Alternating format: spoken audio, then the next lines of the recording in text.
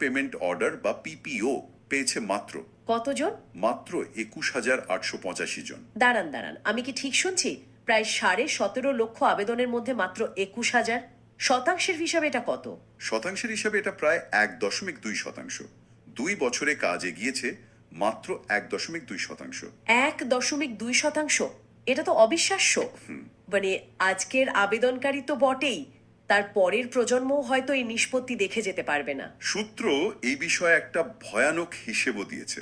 তারা বলছে যদি এই গতিতে কাজ চলতে থাকে তাহলে তাহলে সমস্ত আবেদন প্রক্রিয়া করতে 2150 সাল লেগে যাবে।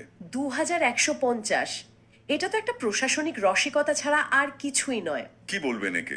2150 সাল, এটা শোনার পর আর কি বলার থাকে। কিন্তু এই সংখ্যাগুলোর পেছনে তো আসল মানুষগুলো আছেন, তাদের জীবনের প্রভাবটা কি? প্রভাবটা মারাত্মক।